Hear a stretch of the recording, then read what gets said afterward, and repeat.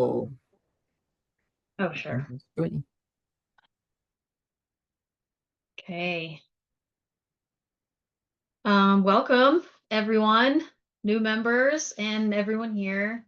I'm happy to have you all. Just doing a quick call to order. Just as a reminder, we're meeting here as the pub. It's a meeting of community volunteers tasked to advise council on items related to the Water Bureau and the Bureau of Environmental Services. Under Portland City Code and state law, the Portland Utility Board is holding this meeting electronically.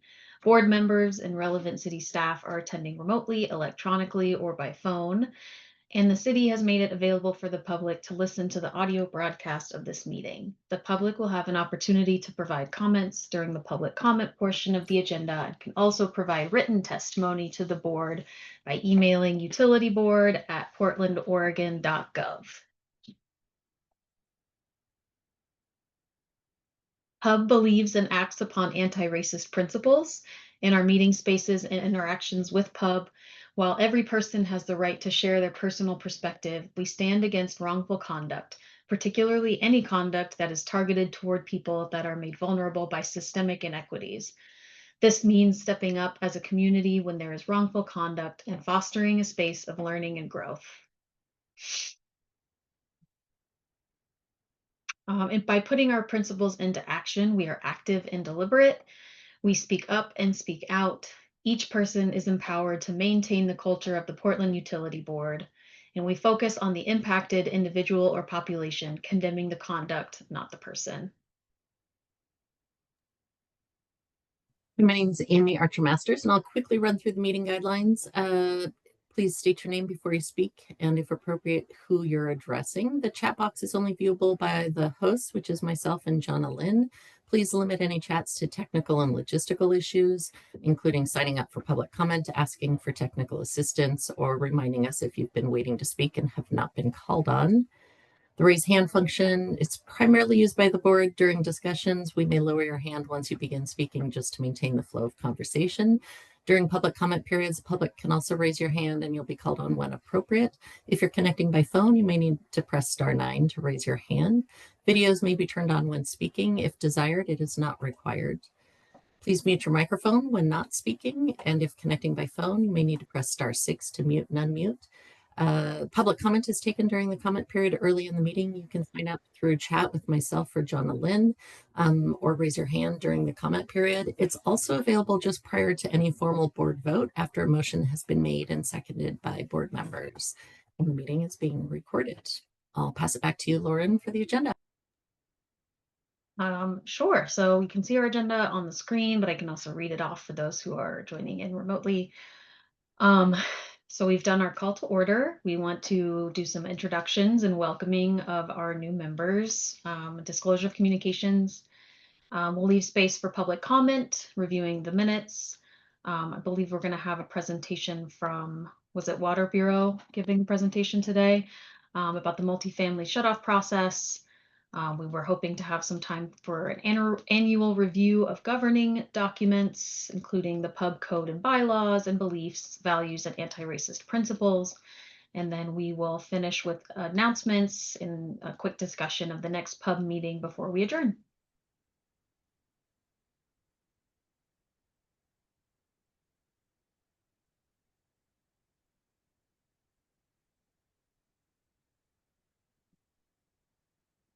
Would you like me to take this one, Amy? Sure, yeah. Or I can get it started. So the goal is, obviously, if anybody has disclosure of communications, you're welcome to share those when you introduce yourself, but just for each person to take a minute to introduce yourselves to one another. So have some potential prompts on there for returning members and new members, but you can share whatever you would like folks to know briefly. So including something fun that is going on this time of year for you. So I guess I can go first. My name is Amy Archer Masters. As I said, my preferred pronouns are she or they. And I have been supporting the board for 6 or 7 years now, I think. And I'm excited to have a full board again. So it's great to see so many folks here today.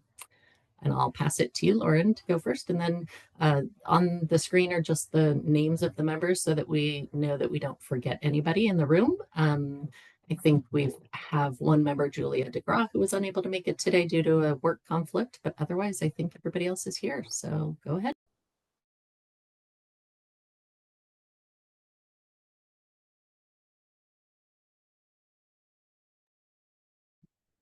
Lauren, I think you might be talking, but I can't hear you.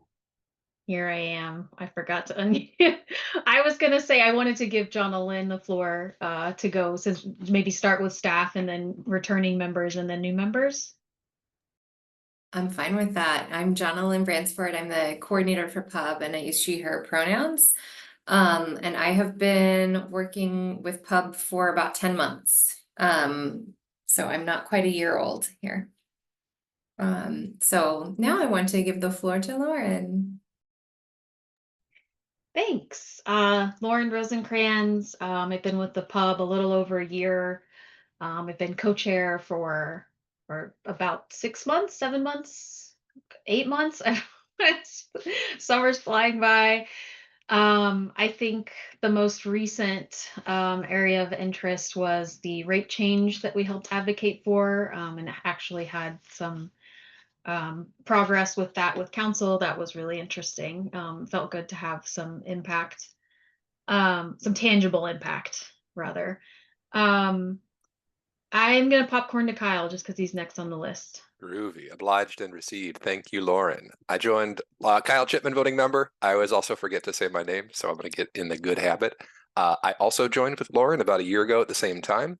I am most excited recently about the Public Works Unified Capital Improvement Program, or CIP, and a method of approaching and overhauling asset management as many of the bureaus and teams consolidate the means of maintaining and improving our infrastructure. That's like super exciting as a systems thinker.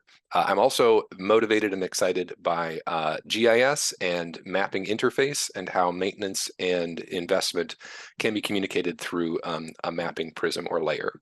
So that's me. I'll popcorn over to Alexis next. Hi, everyone. Alexis Rife, voting member. I've been on the Pub for 3 years. Amy's nodding. Was just reconfirmed for my second term. So I'm really delighted to be here again. I feel like it takes at least a year to understand what's happening. So it's nice to be here again for my second term.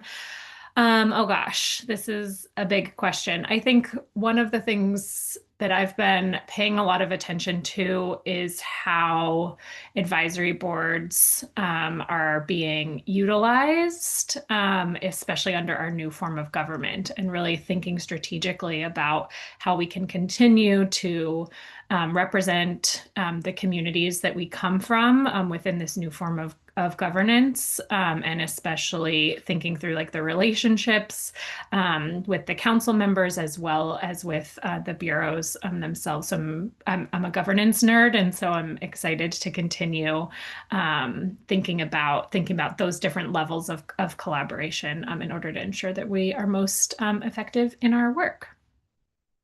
And I'll hand it over to Lorraine. Is Lorraine here? Yeah. Over to you, Lorraine.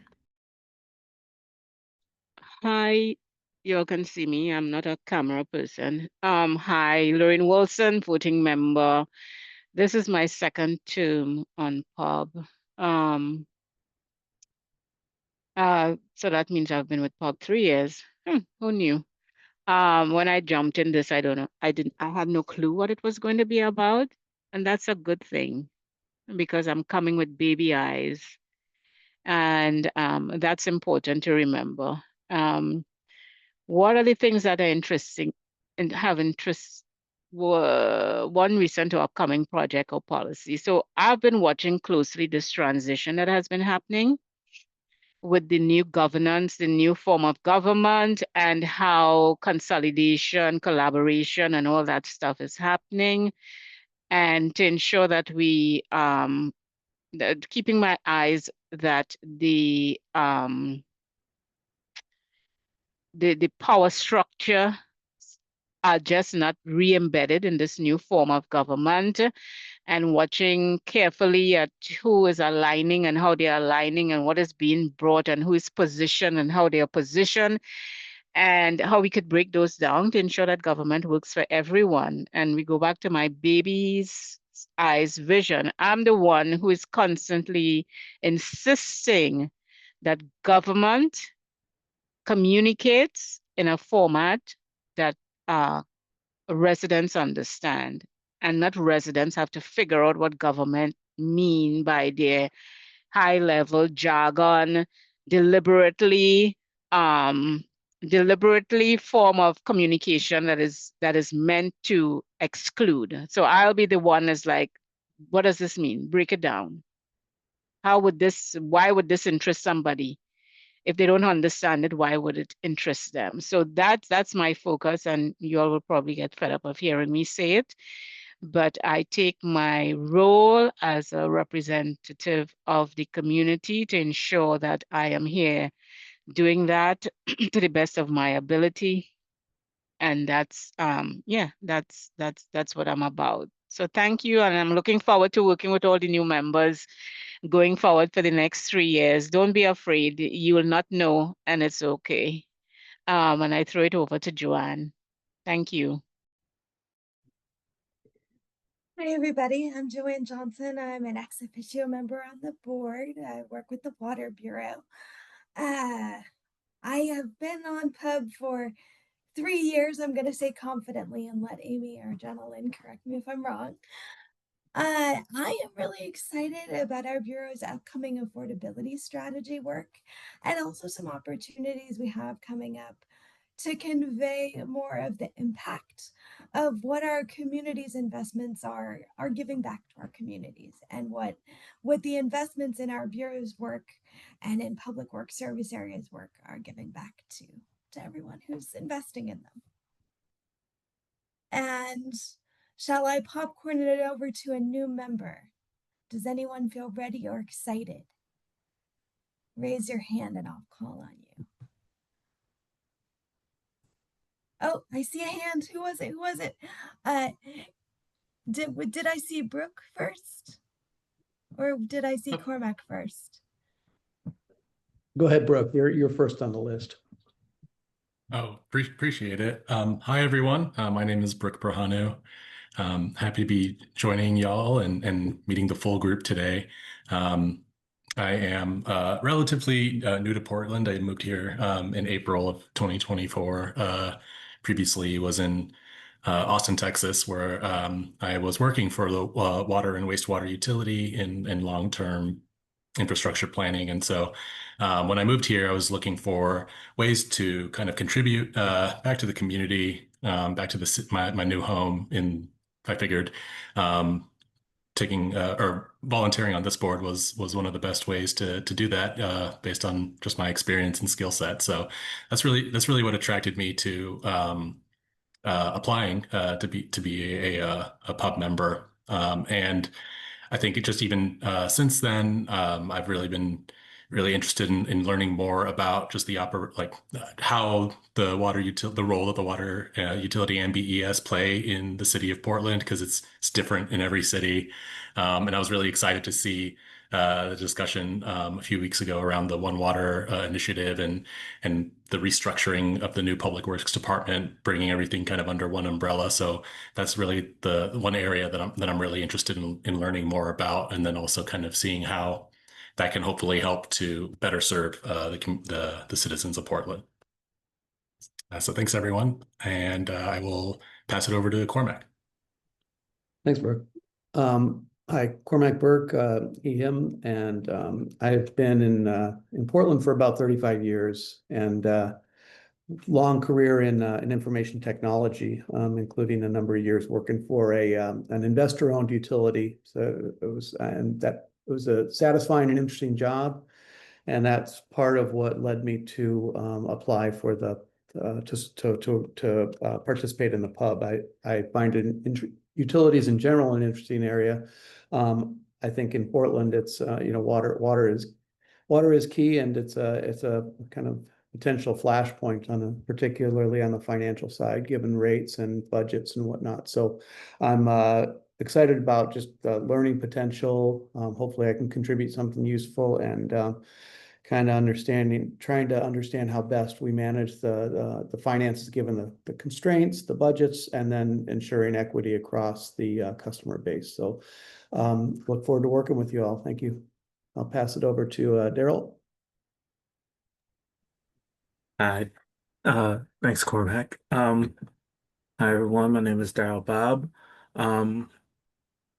I currently work as a utility locator for the city of Portland, under PBOT. What that basically means is anytime someone submits a 811 ticket where they're basically proposing that they're going to excavate somewhere, either on property or in the right of way, they put in that ticket or call 811.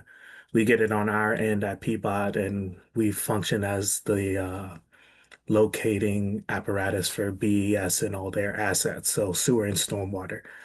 And that kind of gets into what kind of interests me about the board. I just in this position, I've just been learning more and gaining more insight into just how all these infrastructure projects get made and how they're carried out. And I kind of just wanted to see and learn more and contribute more with how that's conveyed to the public and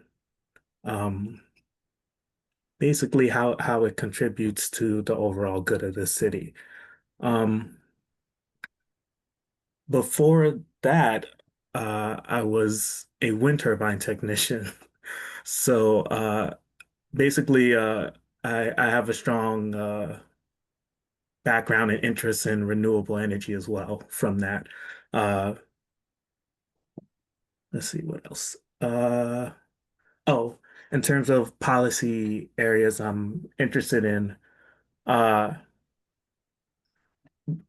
with my job, we work heavily with the our infrastructure maps and tracking how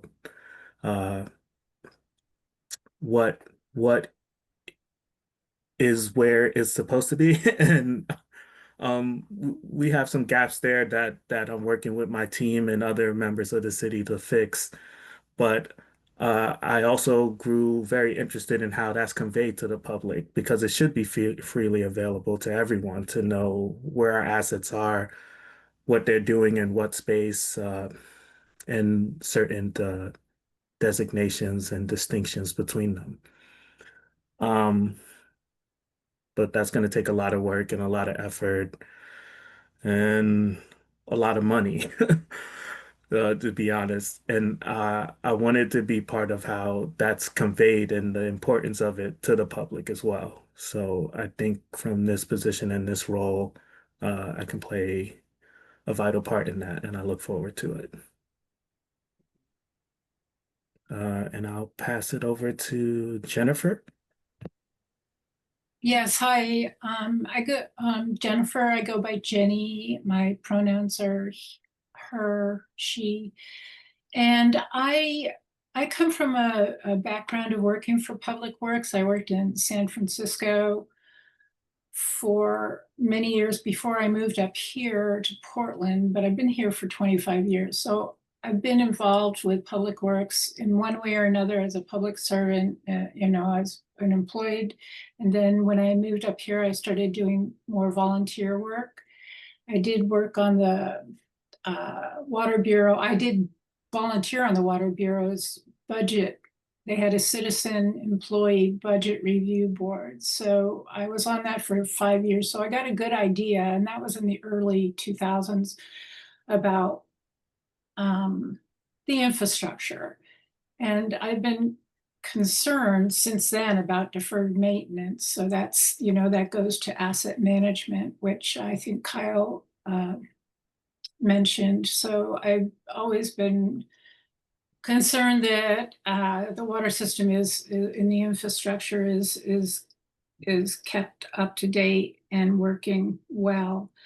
And more recently, I've done a lot of climate activism, climate with some of the groups around town. There's a huge coalition of climate activists here. So I kind of am coming at it from more of that point of view, climate adaptation or adaptation of the natural resources that are part of BES overview. It's really complicated anyway. And I'm very interested in the One Water initiative and how that is going to shape the way the bureaus or the department, the public works infrastructure goes forward. And I am really impressed by all of you. And I look forward to working with you. It seems like we have a variety of interests, and I think that's a really positive thing. So I appreciate being a member of the board. Let's see, Myra. Is Myra here? Yeah, thanks, Jenny. Hi, everyone. My name is Myra, she, her. I'm really interested in how the environment affects our health. It has a really strong correlation with our quality of life and overall long-term outcomes for various diseases. And I think that my specific interest in want to be a volunteer on the board is to see if there's ways to engage communities that are underserved or historically marginalized in ways that they can use their voice and utilize their concerns in a more easy route in terms of communication for water initiatives.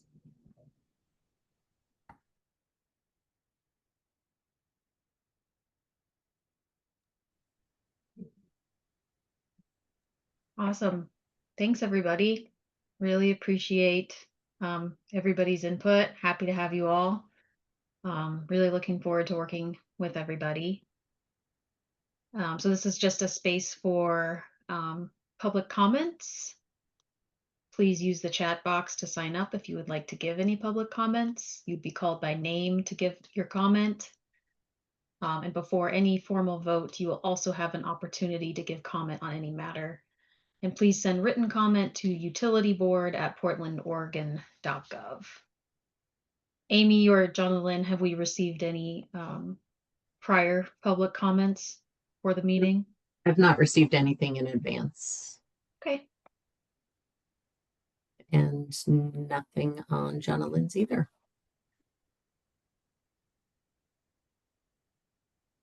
Okay, we'll give it a minute in case anybody decides to sign up. As mentioned, go ahead and pop that in the chat.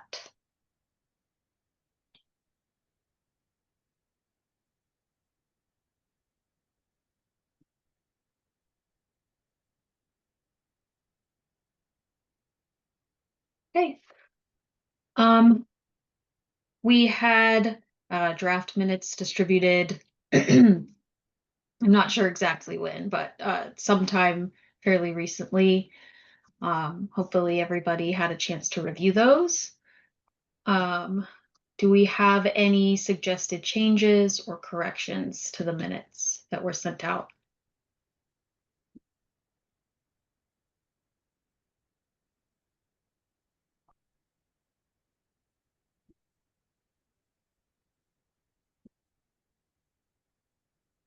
If not, I think we are okay to accept the minutes as they are.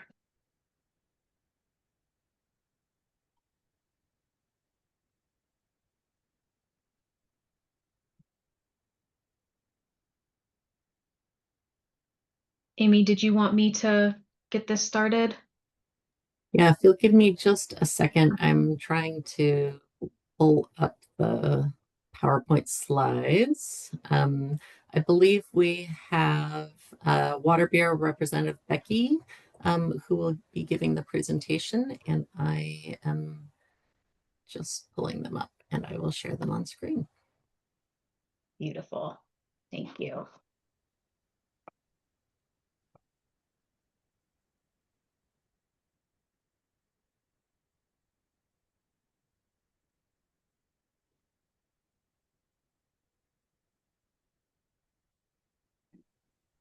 All right, so You can confirm that you see them, and then we'll welcome Becky and anybody else. I see we have the Quisha, the Bureau Director, and other staff in the room too. So you are welcome to take the floor, whoever's leading the presentation. Thank you, Amy. Hi, I'm Becky Anaker. I'm the Interim Customer Service Director, and Quisha's on here too, and I encourage her to jump in throughout these slides as we walk through. But I want to thank the pub for having us here today, and also giving us an opportunity to walk through the resumption of the multifamily collections. And let me know, Amy, if just on next slide, if you'd like. Perfect. So wanted to give a brief overview of the history of a resumption of customer disconnections. We've done this throughout post-pandemic. We had a moratorium during the pandemic on collections, and so throughout we've staged our resumption of collections across different classifications or account classes of customers in order to we've not only operationally sequenced the resumption, but also just to give us time to really understand impact and be careful about those as we resumed the impact to customers and how we would approach each of that.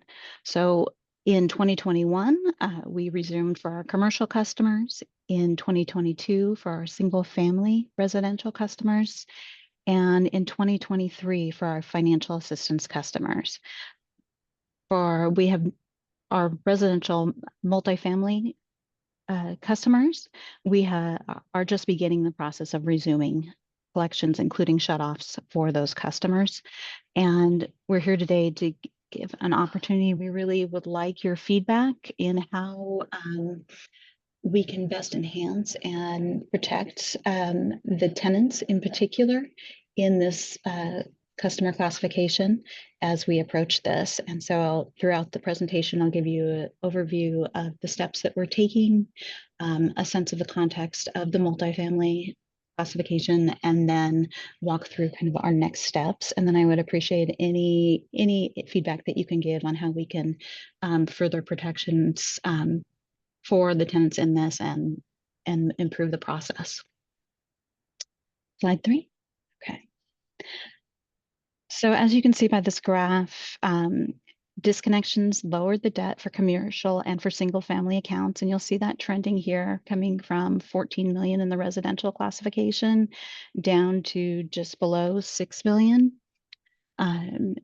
Throughout our customer classes, you'll see we continue to see that trending occurring across, other than the orange line, which is our residential multifamily and our commercial mixed use account class, which we're seeing unfortunately trend upward.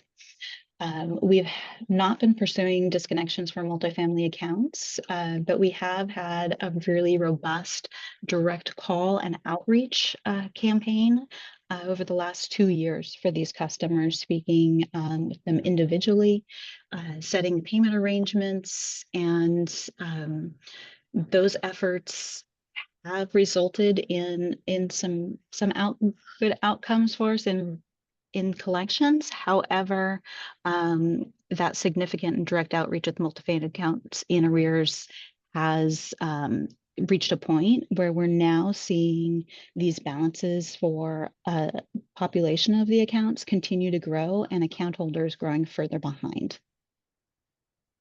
Next slide.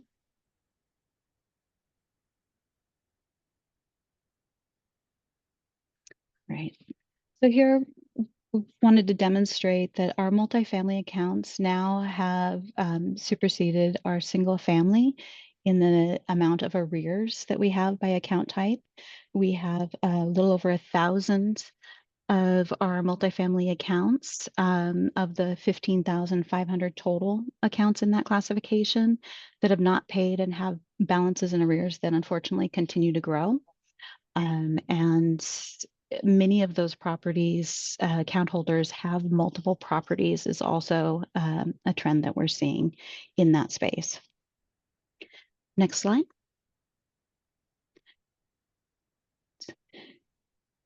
So as we approach this, we really strongly feel that in order to get back on track, we must act at this point, and those are the steps that we are taking. Again, in this pie chart, you'll see that 39% of the arrears, which is now a trend that has superseded our single family residential, including our financial assistance customers, those arrears continue to grow. And so that is a space that brings us great concern. It's exceeding $5 million and creating revenue pressure for the utility. In addition, there's a fairness aspect of this that other customers, particularly our low-income single-family households, are bearing the burden of those unpaid bills, and renters are paying for their water and expecting the bill to be paid. And unfortunately, in these cases, we're not receiving those funds. And again, we're seeing this as an escalating trend, and that is what's causing us the greatest concern, is rather than flattening or declining like we've seen in many of our other account classes, this is a trending where we're seeing these balances continue to grow in a small population of accounts overall. And so these are higher balances across a smaller subsection of the multifamily, but those balances are reaching quite high and they're just getting further behind, is also a concern. Next steps. Thank you. So at this time, we're mailing letters to multifamily account holders with past due balances of at least $115 and 30 to 5 days past due. That's approximately 900 accounts. We've repeatedly called these customers. We've made trying to get them back on track, made payment arrangements. Many of those payment arrangements have failed and have gone unpaid. And we've repeatedly set up customers on payment arrangements, trying to, throughout the last few years, to collect in that manner. And several, we've actually anecdotally have heard from them that to please reach out when we do begin disconnecting again, and that their intent is to pay it at that point. And so, next slide. Beginning in September, so we are sending letters out this month, and then beginning in September, we'll start the process for small multifamily accounts. Those are units of 2 to 4 with a balance of 4,000 or more, that will result in possible shutoffs in October. And so we're leading into this in a space in those shoulder months, and both operationally and for our customers, that gives them an opportunity to begin a payment plan, get on these in, and to contact us in regards to how to resolve this balance. With this, we have our contact center ready, and sorry, I'm skipping around a bit here. So as we move through this, and if I can have you to the next slide, we're also prioritizing those large multifamily customers and doing those and looking to work with those customers in a very customized approach, but also looking for moving to disconnections in that space as well. And we'll be working with both our field and our contact center, and we've done a number of preparatory steps in this space in order to make sure that our contact center is standing in a space where they can work with these account holders with empathy, but setting up payment arrangements, but also coming to a space where we do need to begin to collect on those payment arrangements in order to avoid disconnection. So as we come into the steps before possible shutoff, walking through this overview, you'll see that we have account holders receiving the letter with the encouragement to pay or make arrangements to pay throughout. And again, our contact center, our supervisor managers stand at the ready to help them through that process, however we can, in order to reach an agreement. And over an extended period of time, we're looking closely at each one of these accounts in a very customized manner in order to make sure that each account is that things aren't overlooked and that each account has a customized approach. And then we're also looking at the operational impacts because of the nature, whether it's a 2-unit building or 40-unit building, each one of those comes with different operational impacts, but making sure that we stand at the ready. Should we reach, unfortunately, that space where we are disconnecting, that once we reached a financial agreement, we would be able to reconnect at the ready. So I'm walking through the steps for possible shutoff. We have both the letters mailed, we have then the bill going out in September and presented electronically. We send a reminder notice to the account holders. And then we will also do a pre-shutoff notice mailed to the account holder. We do courtesy calls throughout this, and we will then door hanger for the units and have that in a variety of places throughout the property so that tenants are also aware. In the past, we have found that that is usually the space in which we are able then to take a payment and make payment arrangements with these customers and to have a greater success rate in resolution and collection of those arrears. And then the final step would be the water service is disconnected and notices are left for the account holder and each tenant. In the next slide, if you go ahead. There you go. The door hangers for the tenants. We have tried to consider aspects and resources for our renters in order to be in a space that we're giving them options. But unfortunately, we know that this is incredibly impactful and that their expectation is they're paying their rent and that their water bill is being paid. And so that is, again, some of the areas that we're looking for suggestions in space that we could help enhance care for in that.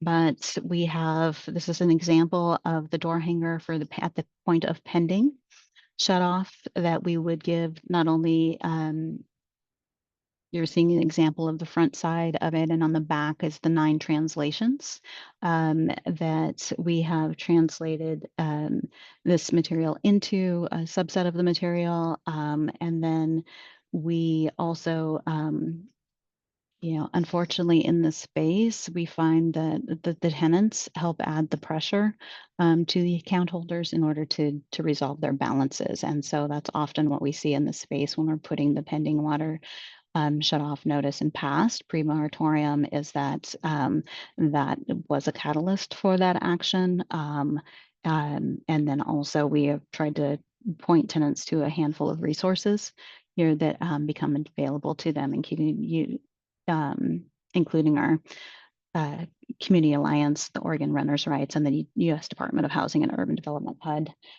for additional resources for them. All right.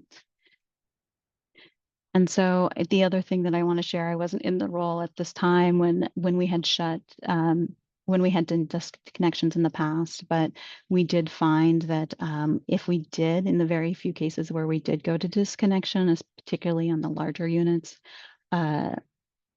buildings that was off for a very short period of time. And so I did also want to add that into the conversation as we begin this. So with that, I wanted to open the floor to answer any questions, any areas that I could walk back through if there were concerns or any feedback from the committee. Lorraine? Hi, Becky. Lorraine Wilson, voting member. So this presentation is about rental units, right? It is. Our multifamily properties can range anywhere from small multifamily of 2 to 4 units to large complexes of mixed use and 40 plus units in that space. Okay.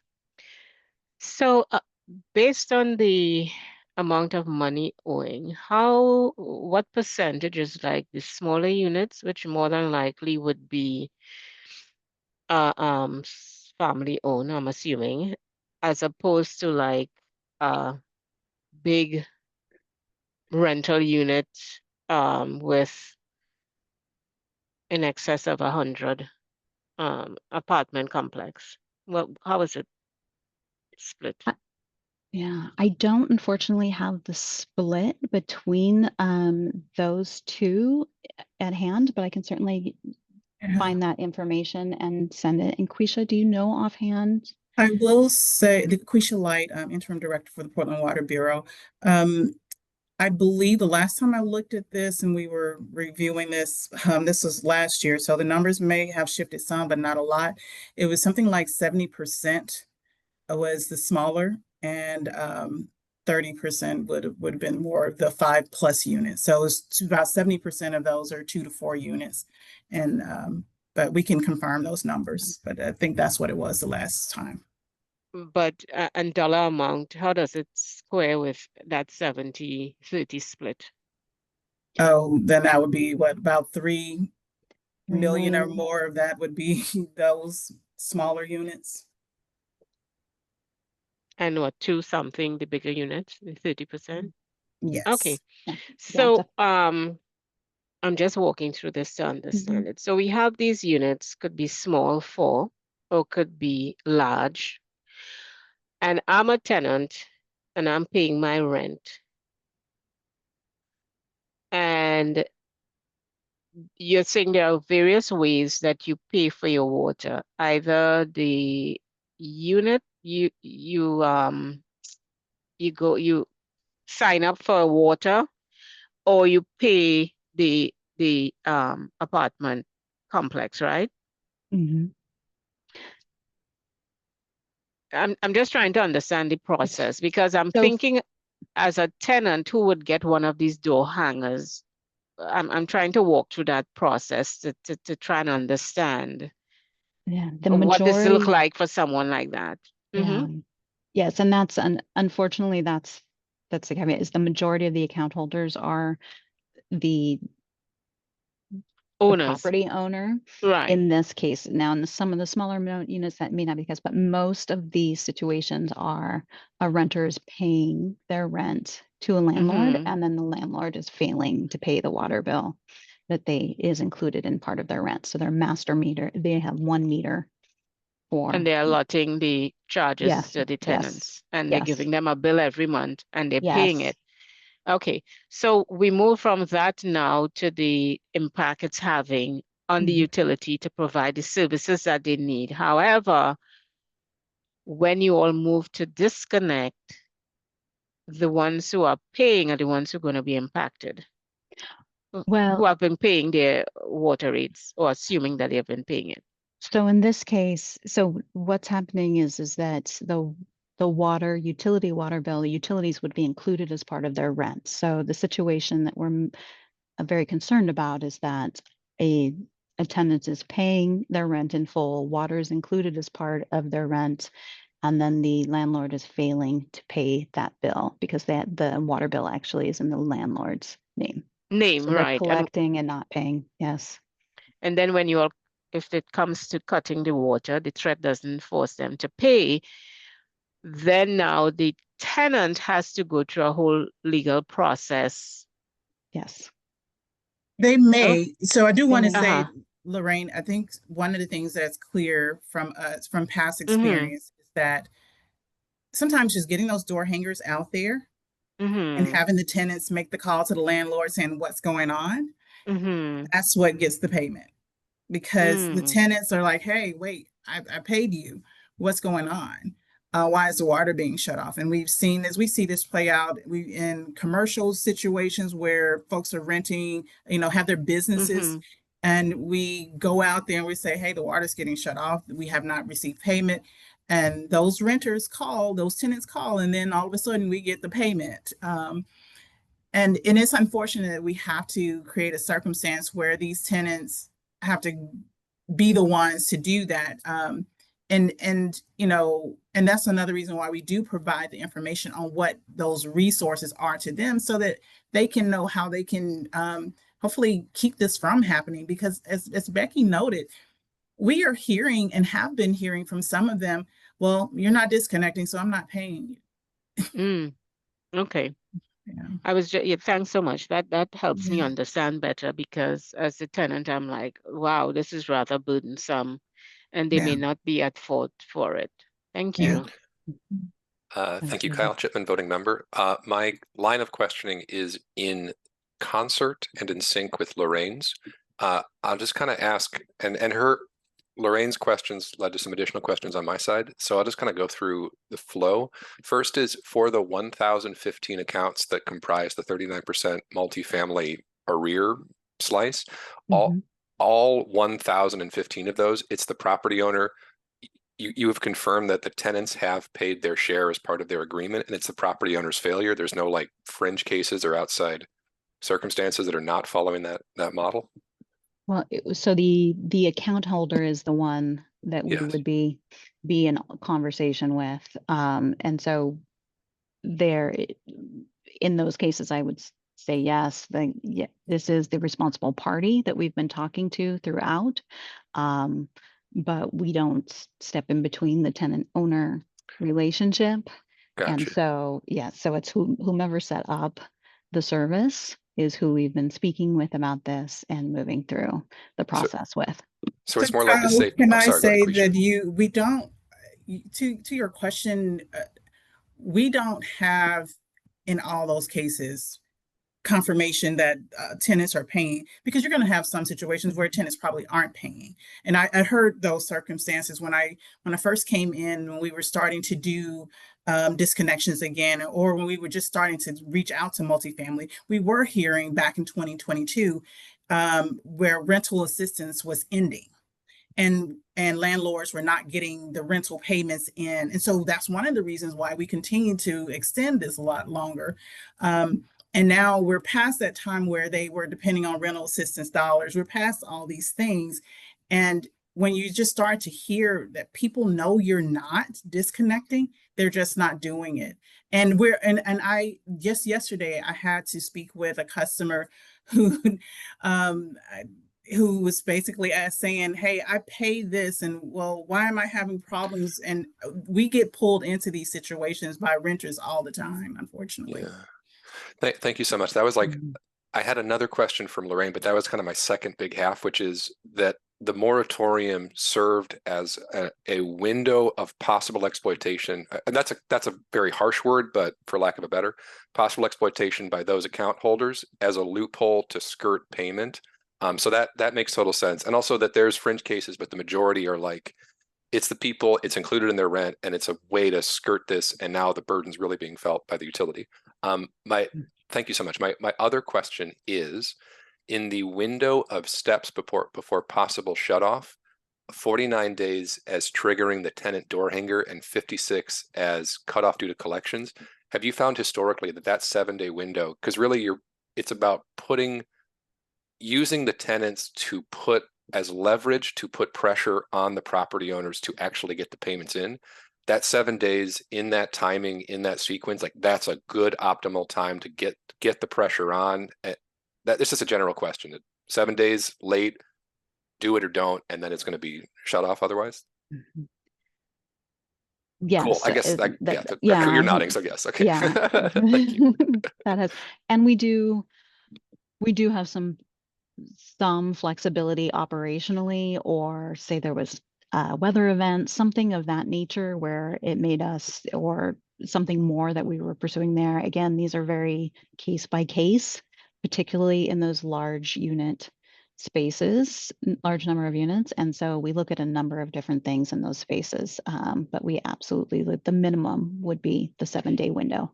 Cool. In order to give that opportunity.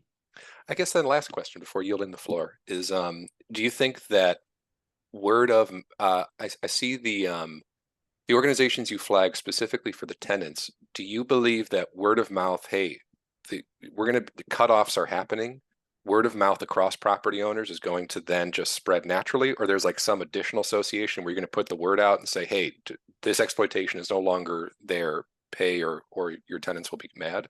That is part of the hope, unfortunately, and that is what we have found, and that's also what other utilities across the nation find, is that in many different cases, and so that becomes very much the case here as well. And also many of these account holders have multiple properties and are in the same state. And so we do hope to see that as well, that once one property is in this state, that all payments across the board will be in that conversation. Cool. From a high level, your approach seems empathetic and metric driven. So thank you for your presentation. Thank you.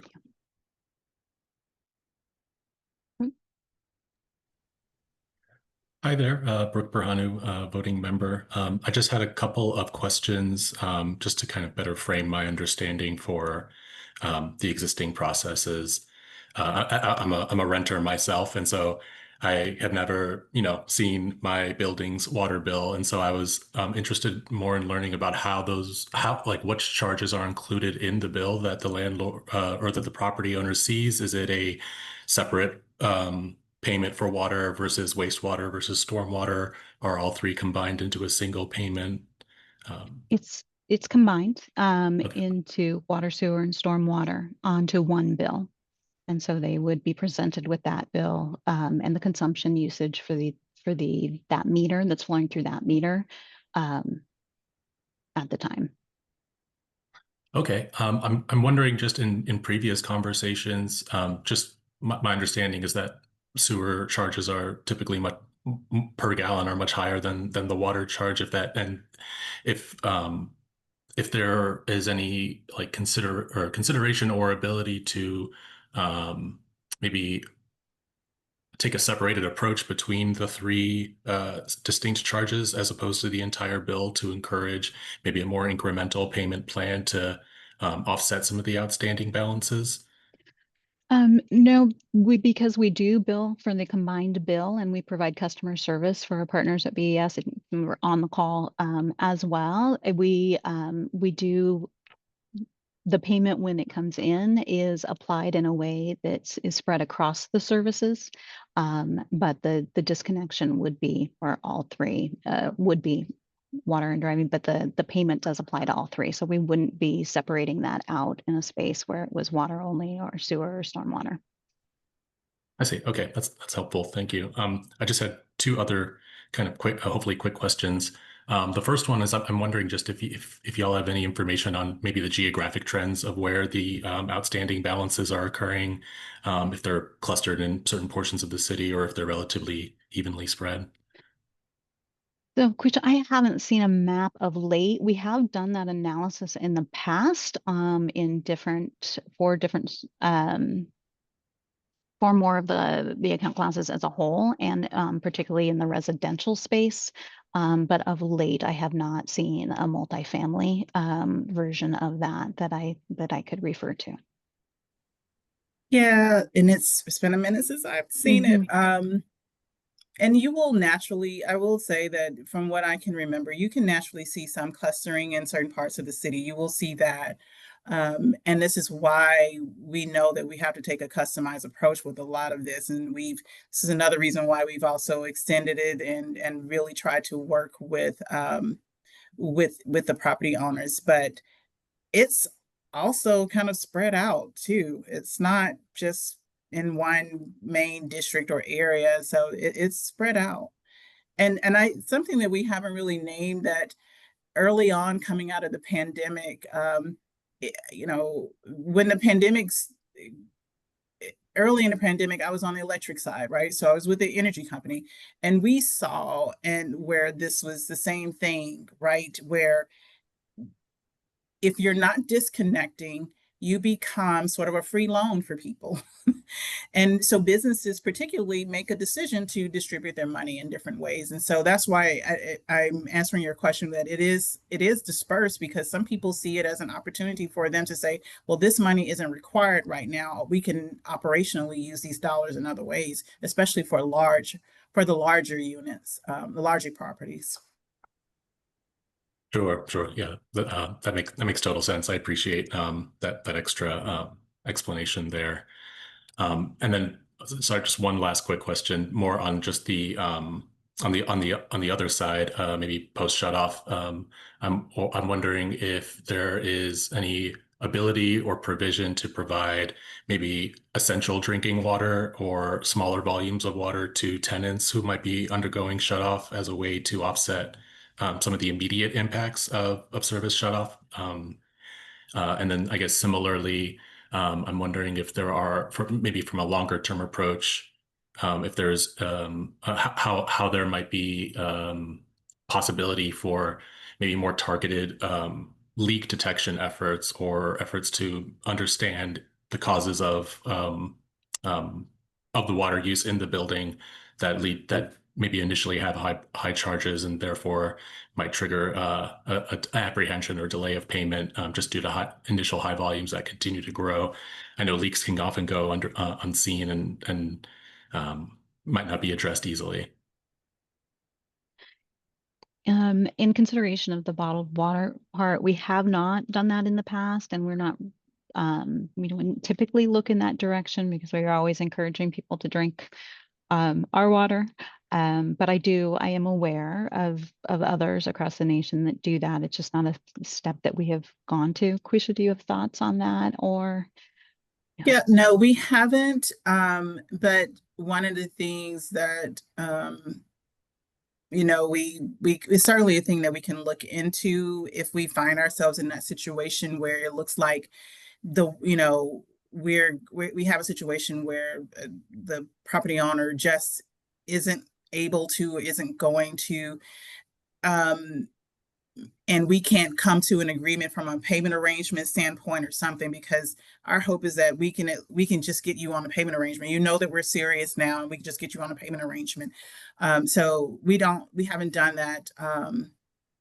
And then for the leak standpoint, one of the things that we have a really good team of folks that go out and work with people when it comes to leaks, and we do a really good job of anytime we're seeing anything in the bill that's telling us that you may have a leak, we reach out. But even when tenants or property owners reach out to us, we really do work well with people, and we send out our efficiency team, and they, use data loggers, help us really understand, try to figure out the leak situation. So I think we do a really good job with identifying leaks in the system.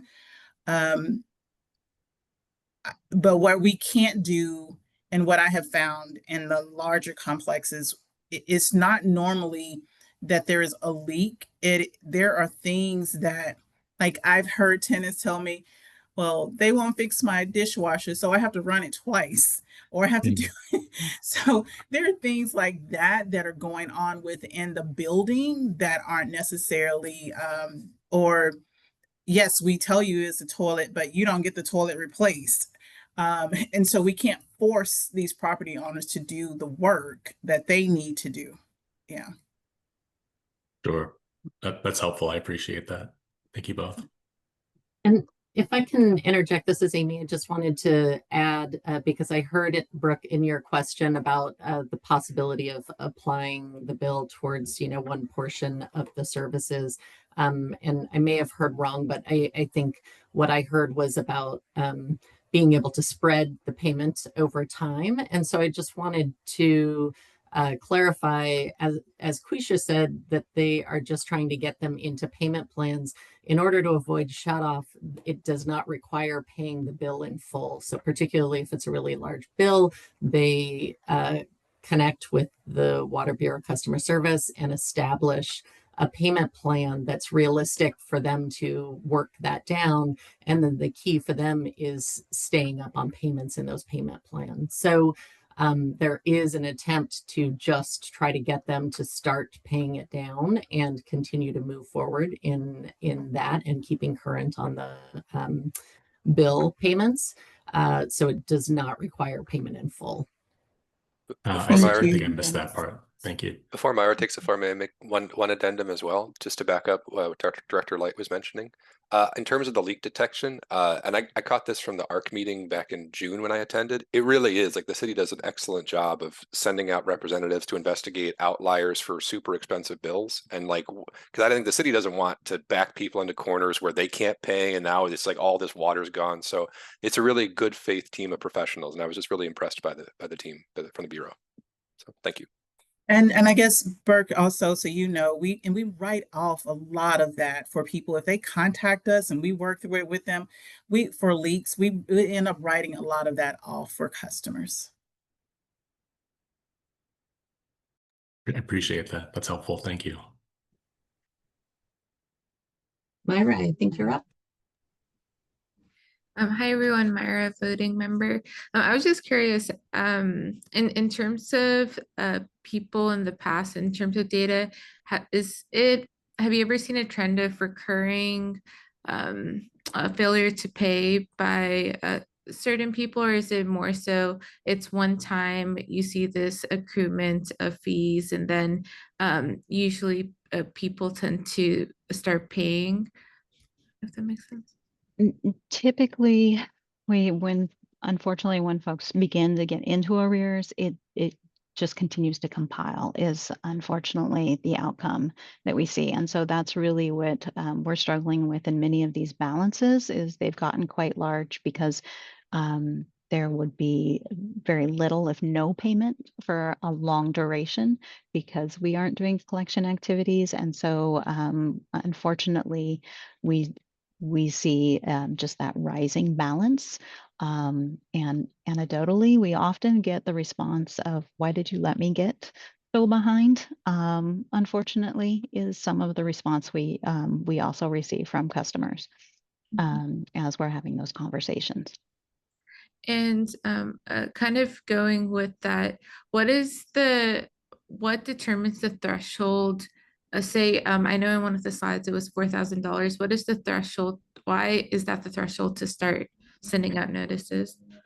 It's a combination of factors, but operationally, it starts kind of with those larger balances that are most in arrears so that we can work through that. But also operationally, it allows us to limit the number that we are approaching on the initial take so that we make sure that we are doing that custom touch, that our contact center is able to take the time needed as well to work with the customers and then also our field crews. So we're kind of with this dual approach of 1 to 3 larger complexes over the course of each week, and then the greater than 4,000 threshold. It operationally, it allows us to give that attention that we need to with our staffing and resources.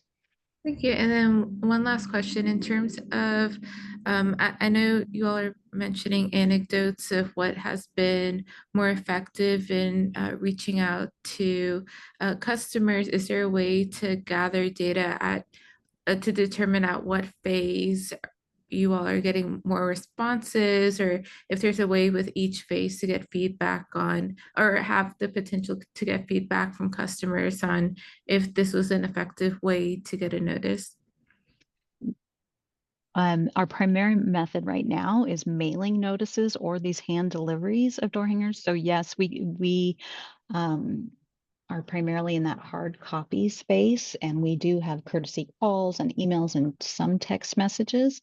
But in our current space, we are limited to a certain extent on how much feedback we can get and preference setting we can get from customers in how they would like to be communicated with.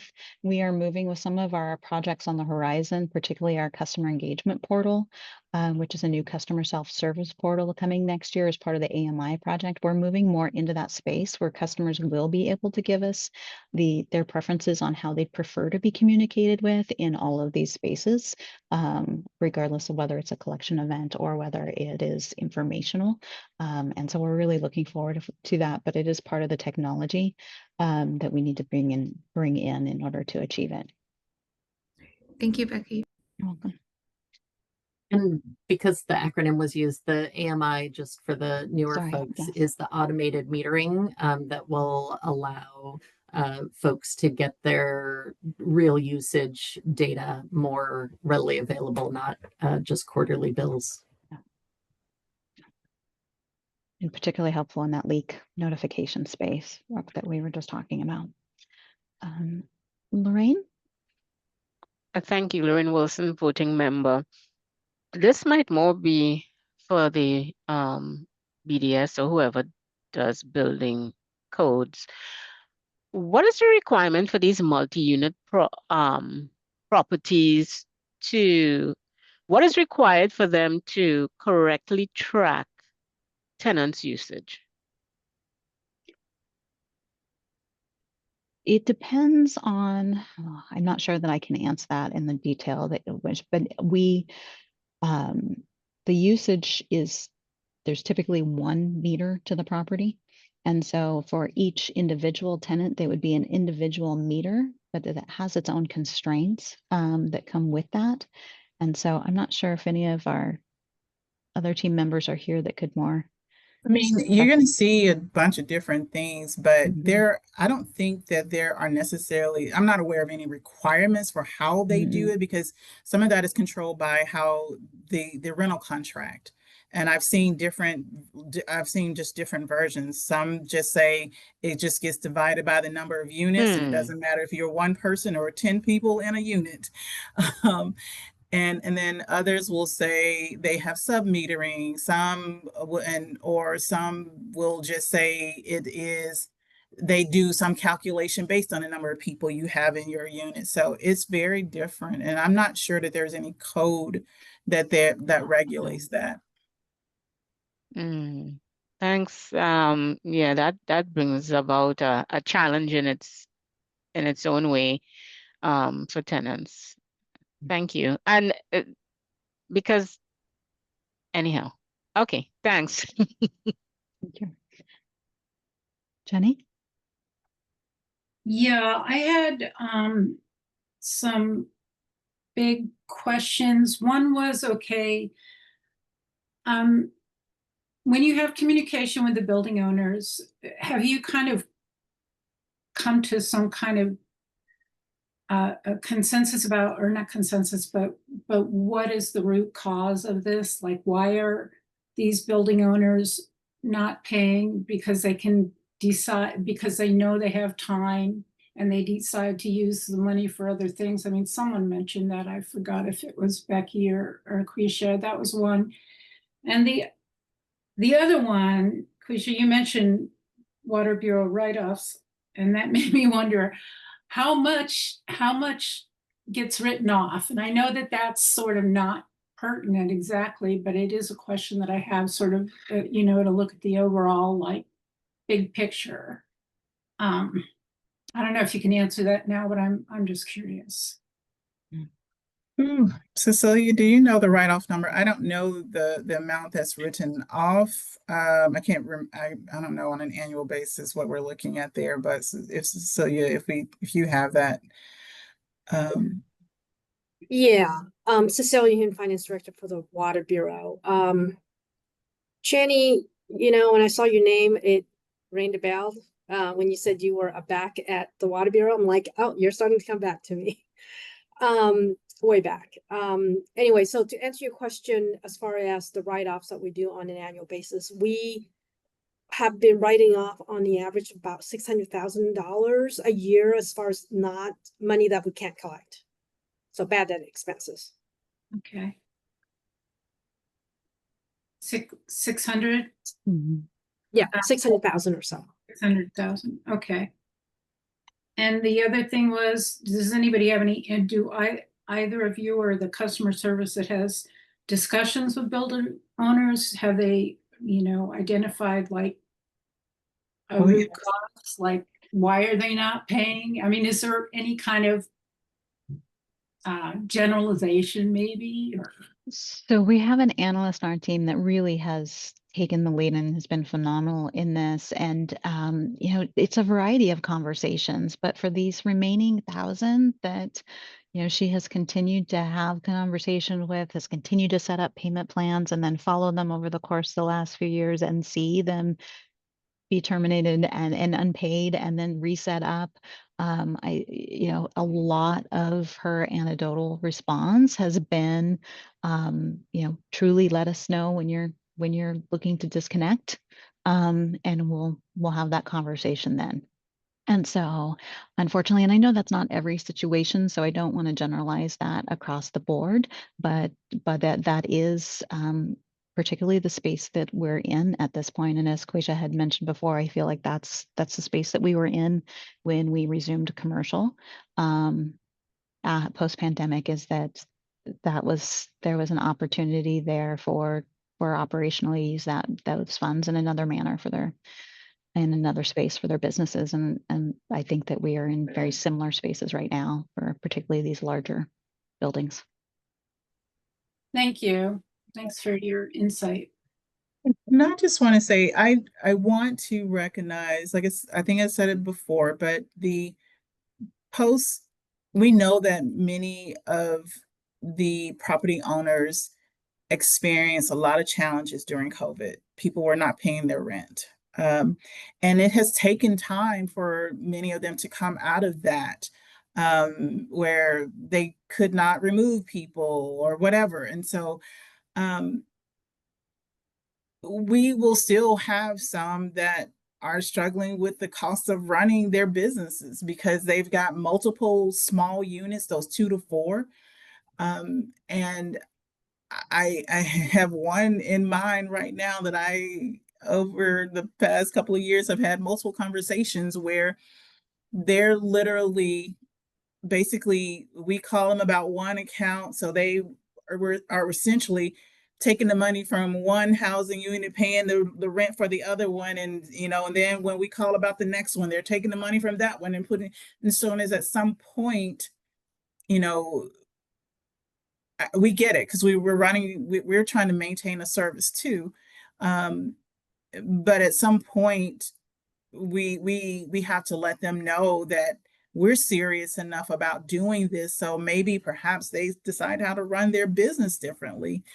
And there are other options that, we can certainly try to explore, but I think we have really, because of what Becky mentioned, that trend that we're seeing, that it's just going up. If we don't do something, it's going to get worse. And the customers that pay for that are single family residential, they particularly pay for it. And so we can't have the debt owed by a smaller group of customers weighing down the rest of customers because everything is already expensive. So, trying to balance it is going to be a challenge, and we will, as has been mentioned, we'll do it empathetically. But I know that there are still some out there that they're probably facing. Yeah. Renters aren't paying the fullness of their rent, but we know that there are a lot where those folks are paying and they're just, and the owners are not doing what they should be doing. Yeah, thanks for that insight. I think we have time for one more question before we need to move on. Daryl, looks like your hand's up if you want to go ahead. Yes, thank you. And thank Bob, voting member, new. Thank everyone for their questions they asked. Most of the ones I had. This last one I thought of just as Lorraine was speaking. Do the tenants have the option to maybe opt into a submetering like situation once they realize this sort of they're paying their landowner, but the landowner or business owner is not really conveying those funds to the Water Bureau? Is that something that they could set up? I know it'd be even more cost on your end probably to set something like that up, but yeah, I figured as much. They got to go through the landowner, don't they? They do, and the property owner. Yeah, understood. All right, yeah, that was it. Thank you. Yeah, sorry, I'm gonna jump back in. The question about write-offs. I'm sorry, the 600,000 was only for the water portion of the bill. BES for sewer and stormwater services, that write-off is about the same. So last fiscal year, roughly about 1.2 million in total write-off is what we did. Thank you.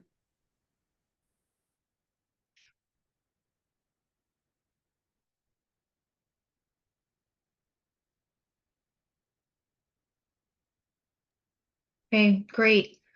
Good discussion. Appreciate everyone getting involved. Thank you, Becky, Quisha, Cecilia, for your time. Really appreciate it. That was super helpful. Thank you.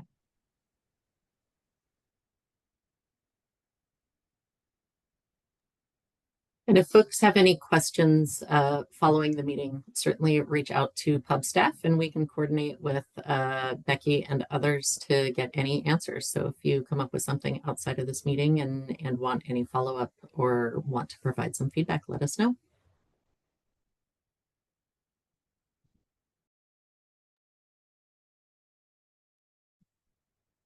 All right. Lauren, do you want me to take the lead in the starting up this next section, I assume? Yeah, go ahead. Okay. So thanks everybody. Every time we start a new fiscal year, typically when we have new members, one of the requirements in your bylaws and code is to do an annual review of some of your governing documents. And so one of those is the beliefs, values, and anti-racist principles, which have been drafted by the board and were amended actually last year to add in some language about water as a human right. And so there's opportunity anytime during the year, but certainly at least annually, to make sure that you have an opportunity to revisit those principles and make sure that there isn't something that you want to add or change, and readopt those. Those in a brief form were summarized at the beginning of the meeting. So the pub has tried to actively incorporate them into every meeting with the abbreviated version, and then the fuller version is what we sent out to you all via read ahead and is available openly to everybody on the pub's website. So the goal is just to make sure that everybody has had a chance to review them, have any discussion that you all want regarding them, and either readopt them just in their current version or discuss any revisions that you want to make. And I can pull up the full document if folks want to look at the details before we move forward with anything. What you have on the screen are just the questions that we have, is just to identify whether there's any changes. And then if you're ready by the end of the discussion, then a sample of a motion to make to move to adopt them. So I'll just open the floor to you all and see if you have questions or comments. And while I'm waiting, I'm going to pull up the full document just so that everybody who's watching along can see it. So it captures initial belief statements and then some specifics in those 4 categories that we mentioned at the beginning of the meeting, where the pub is trying to be active and put those beliefs into actions. Kyle, go ahead. Thank you, Kyle Chipman, voting member. I have 2 quick questions. The first is, you mentioned this was sent out as a read ahead or ahead of this meeting? Yeah. Do you know what day it was sent out offhand, or Jonah? I think last Thursday or Friday I saw it. Cool. LinkedIn. I'll double check my email. Thank you. Second question is, just as a refresher, this is separate. These are principles, and then we have the separate letter issued to the city council, which really frames our priorities and work plan. Yes. So these are kind of the values that you use and operate under in your meeting space, and have intentionally tried to call out the specifics of the anti-racist principles. And this was done pretty intentionally based on some prior experience of board members and wanting to make sure that that's reinforced in your meetings. But the broader values and priorities that you use for your application to policy and program review and budget process, those are also ever evolving. Some of them are defined in code. Some of them have been revised to meet your current time and space. And then prioritization shifts based on what you're facing each year, or how you approach each project area. So those evolve, but all of them can be discussed at any time, including these.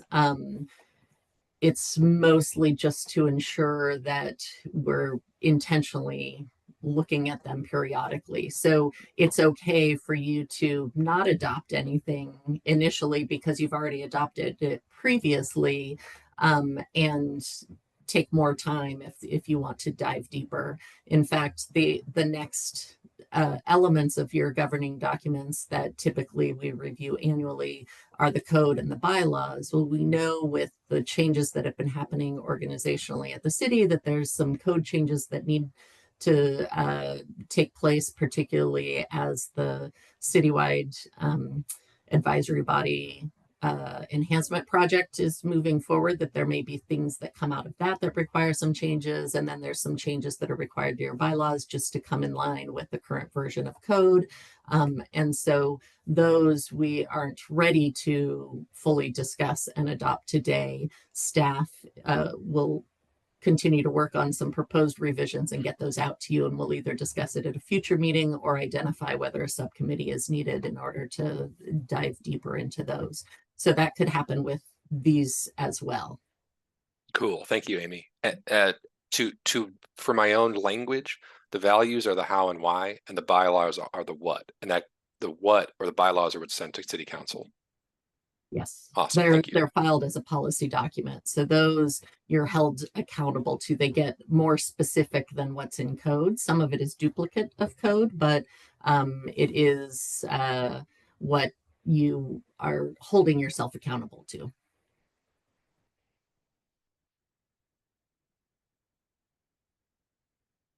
Any other questions or comments? Any areas that you want me to scroll to in the actual values documents? I think these were initially adopted in maybe 21, 22, somewhere around there, I believe, and have been revised maybe once or twice since then, but otherwise have been operating essentially in this format.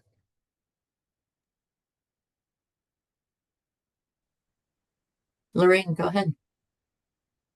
Thank you, Amy. Lorraine Wilson, voting member. My only concern with regard to this document here, what is it called again? Sometimes words fail me. Values and anti-racist principles. That with the need or guidance, or as we spoke in our last meeting, the requirement to meet payments from the federal government, and I'm simplifying it. I like to do that. That it doesn't impact this document. I'm just saying it. I'm saying it now. Okay, so when we get to that point where we have a subcommittee to work with the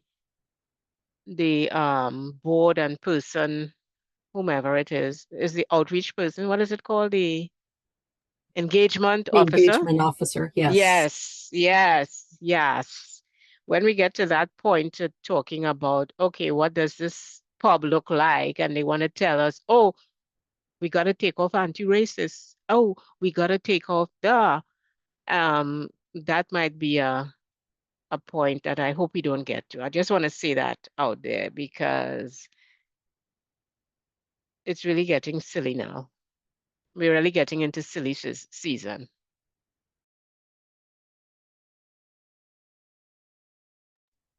I do not anticipate that, given the way in which we are funded through ratepayer dollars, that the discretion to establish, what you use as your foundation is something that's within your authority, and the pub is an advisory board that's within the control of the City of Portland's authority. It's not, mandated by any higher source. So I don't anticipate that, but certainly that's something that we would monitor and watch closely. I expect that these would be able to be maintained in their current form.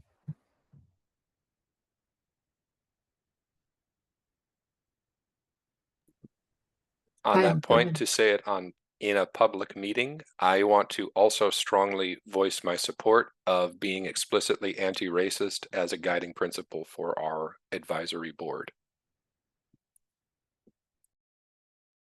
I would echo that sentiment. Appreciate that for the record. All right, any other questions, comments, or do people feel that you want to readopt in their current form for the time being?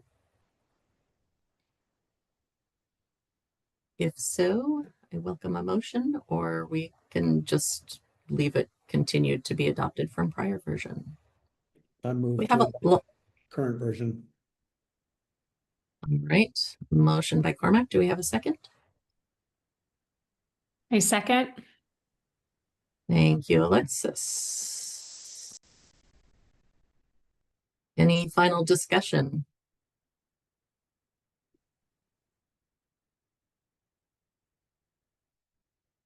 Open the floor for public comment. If anybody is in the room and wishes to make comment, please unmute now. I will unmute to just say thank you.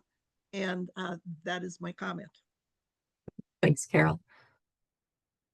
All right, then we will move through vote. Let's start with Lauren. I vote aye.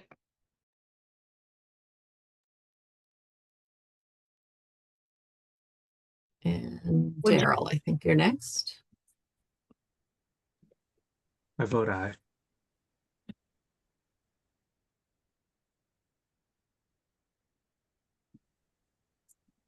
Would you like me Jenny? to go by and call people, Amy? Or Yeah, maybe that's Jenny. I think you're next. I vote aye. Thank you. I'm just going by the number assigned to you when you signed in. It's just the order in which you arrived. So we already heard from Cormac. Lorraine? I vote aye. Myra? I vote aye. I think I vote yes. Thank you. I vote Kyle? aye. Thank you.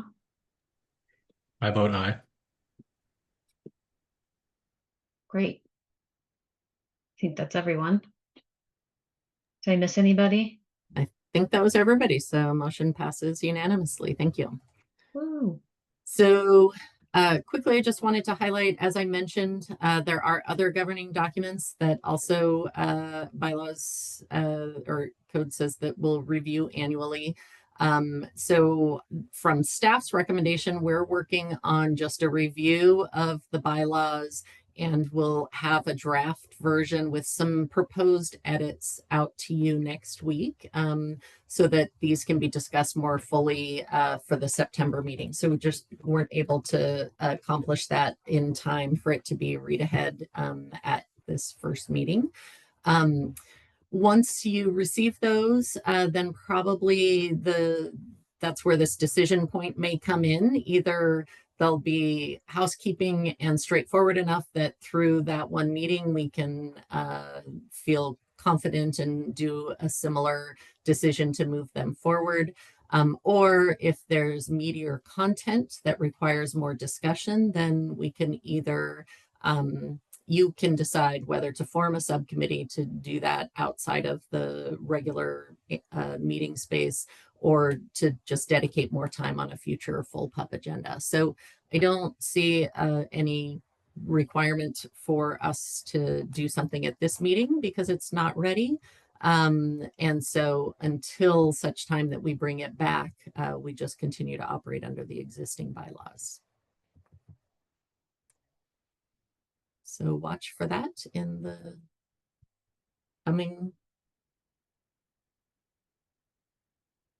emails. So we are a minute over, and so I'm conscious of the fact that we typically try to respect time and be done right on time. I'm just going to very quickly, because we have such a short time window between this meeting and our next meeting, just want to note that another requirement is to nominate co-chairs. We currently have one chair, Lauren, serving through the end of the next year. So we are looking for a second co-chair, and Kyle Chipman has indicated interest in putting his name in the hat. So we will publish that in the agenda posting that we send out to the public. But it is an opportunity for anybody who's interested, including all the new folks. I know you just had your orientation. We've had this one meeting, but and so the turnaround time is pretty quick. But if any of you are interested and want to be considered, then certainly we want to make sure that we publish your name as well. So get in touch with Jonna Lynn or I by next week so that we can put it in the notice that goes out on Tuesday. So turnaround time is quick. The slide has some basics. We'll send this out to you by email. I think we talked about it some in the onboarding. And if you have any questions about what it means, we can talk about that as well. We will hold other announcements for the to send out to you by email. And there is an upcoming information session for the Public Utility Director recruitment on August 25th. So if you know folks who might be good referrals for that, you may want to let folks know, because that'll happen before we meet again. And the rest we can send out by email. We do have meetings scheduled 2 in September. So the September 2nd is pretty soon here. So we'll do some of those required elements as well as talk about our annual report. And then we have some other things, including a filtration update. We're still scheduling the utilities affordability strategy and some other items. So if there are other things that we've missed or you want to make sure come up on an upcoming agenda, reach out to pub staff or Lauren as chair, and we will make sure that we work it into our plan. And I think that is the end for me, unless there's anything folks want to say before Lauren officially adjourns. No, we're over time. I just want to say thanks to everyone that presented, and thank you for the meaningful discussion today, and welcome new members. With that, I will call us adjourned. Great. Thank you. Thanks, everyone.